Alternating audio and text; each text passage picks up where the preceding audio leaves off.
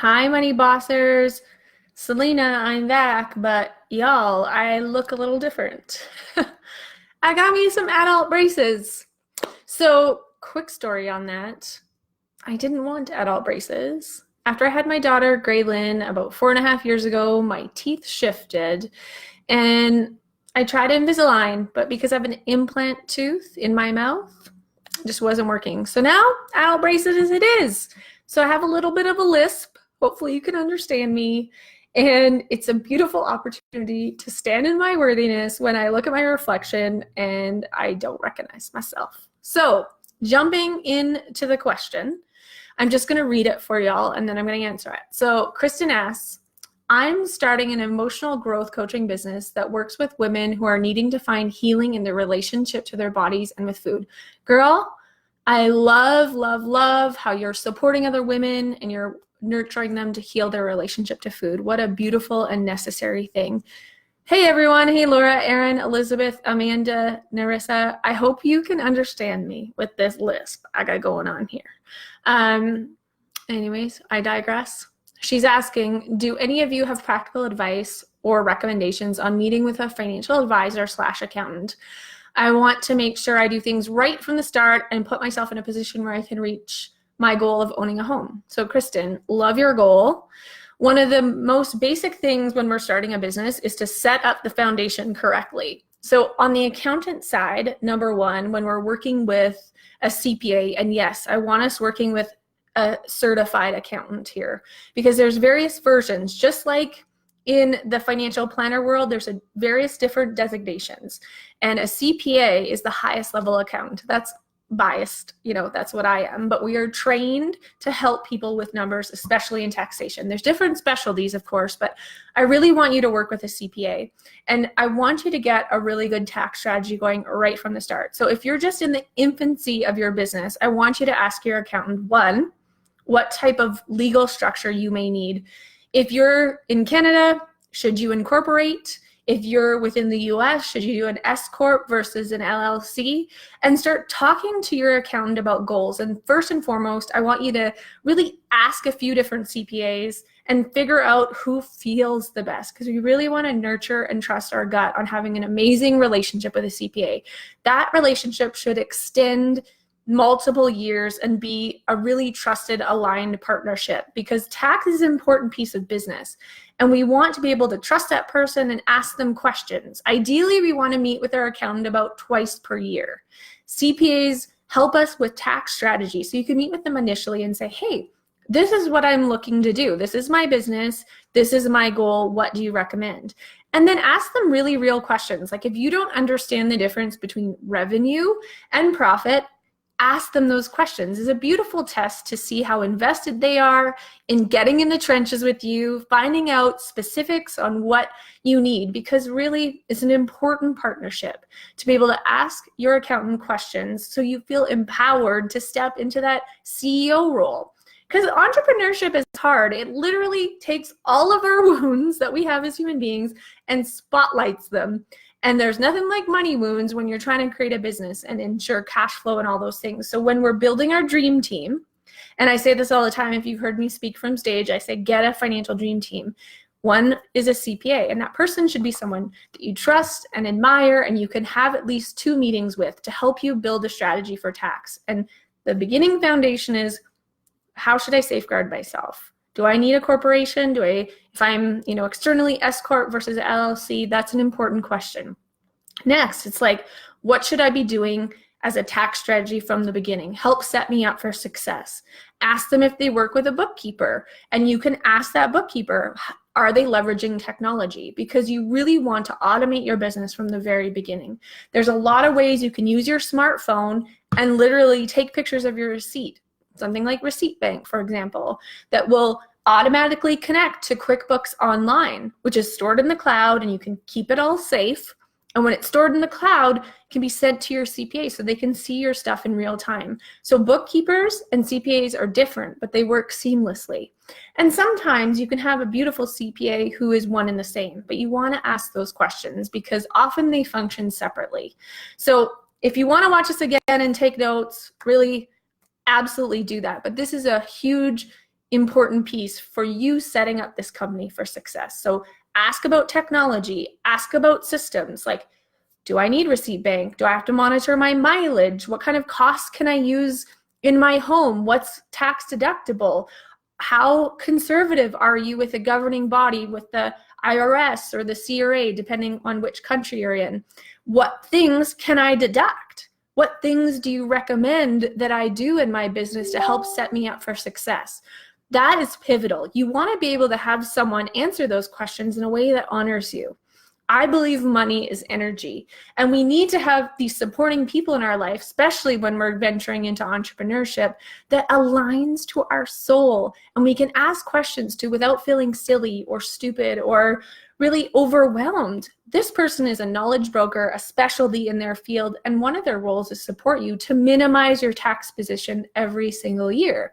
And y'all know me, I like to create efficiencies all the live long day. So if we can use automation and systems to support us and have people on our team to help guide us so we can stay in our zone of genius, our CEO power, and really honor that, then we are winning. So again, the CPA is a tax strategist. Do I need a bookkeeper? What am I doing with my receipts? What is revenue versus profit? Revenue is everything we're bringing in, right? But what are we keeping for profit? Well, we need to know that. And then this is a really good time for you to go internally and say, like, what parts of money really trigger me? Which parts make me feel shameful or sticky or shameful or concerned and anxiety filled about? Because that's a really important question to ask yourself in business, because usually we ignore that stuff. And you know me, emotion is a beautiful gateway to do work. So if we're feeling resistance, get curious, ask yourself what's up, journal about it, get clear, because as a CEO, you're in this beautiful capacity for creating income, and you keep your mind sharp and you have people supporting you, and that's amazing. So the other thing you want to ask your CPA is, like, can they help review your numbers? So an example might be, you need to know what it costs you to live personally and what does your business cost you to run. And those are different, distinctive things. So personally, figure out what your costs are. And if that triggers you, oh my word, it's okay. We all get triggered by money, right? It's all good. Just write it down and say, like, oh, I feel really uncertain here. And if I don't want to look at this, I'm going to remember that Selina is saying trust in the process and look at the numbers, because we can't ignore our numbers when we're in business. That's when money flies out the door and is gone and our businesses aren't profitable. So figure out what you need to be paid personally to ensure you're living well, and keep that separate.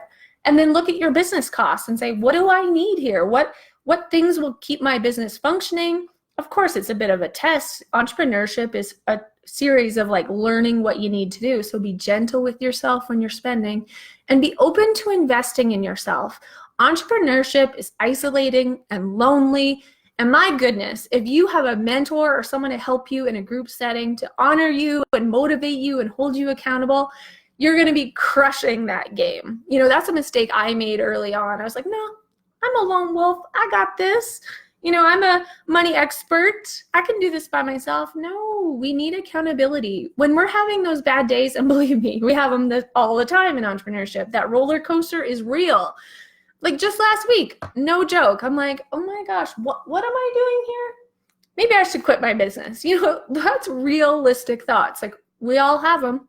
So you're going to have them too. And when they come, be gentle with yourself and go back to why it is you're doing what you do. And it's to help those women heal their relationship to food and honor their bodies. Like, you're doing important work.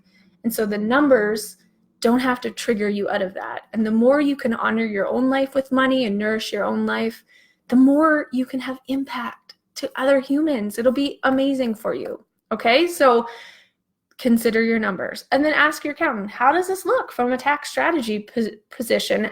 What other things do I need to know? And ask them, what am I missing? So they can help you. And then on the CFP position, the financial advisor, I want you to get a CFP, certified financial planner. They are, again, that designated level of assurance that they're amazing professionals. Sit with them. Again, it's a trusting relationship. Ask them what you need to be saving to help you get to your home goals. They can help you calculate the numbers if that's not your strength. Ask them like, this is my plan and I have this business. Do you have any strategies? And you want to align the CFP and the CPA advice one and the same, because money needs to nourish your life. And if you want to buy a home, girl, that's amazing, but you don't have to do it alone. Leverage your dream team to help you. So all of this represents safety, and I'm big on having money represent safety in our life, right? You really want to have these people supporting you and asking them questions as they come up. And you have to trust your gut on that. I have a disease in my gut. I have Crohn's disease, an autoimmune disease, because I was an overachiever, workaholic, obsessed with praise and power. And, it almost cost me my life. We need to get back to the basics here, nourishing our life. And I want you to have money be as important to you as healing is to your clients. It's that abundance flow coming in and coming out. Carolyn, thank you so much. I appreciate you and your wisdom too. So what I'm getting back to here is that it's really about energy and alignment and creating nourishing relationships. I say all of the time that what we're doing in business is rewiring our connections into cash flow. And part of our connections and cash flow are having amazing dream team members. You never know, if they really love your business, they may send you clients too. And so really to honor that and to be open and empowering yourself to ask good questions so that you can focus on what matters. And that's building an amazing business that helps women transform and stand up for themselves and feel good in the food they eat. And that's exactly what I want for you with money. So please, if you have further questions, let me know. As you can see, I have various opinions on this, but that's the basic foundation I want you to grab and hold on to, and then take that for yourself and add to it, right? These are relationships we're creating. We don't ever want to meet with these people once per year and have them not know us. Do lots of people do that? Yeah, of course, but it's more than that. Our businesses are a part of us, and we really want to nurture them appropriately. And that means investing in ourselves and investing in the process.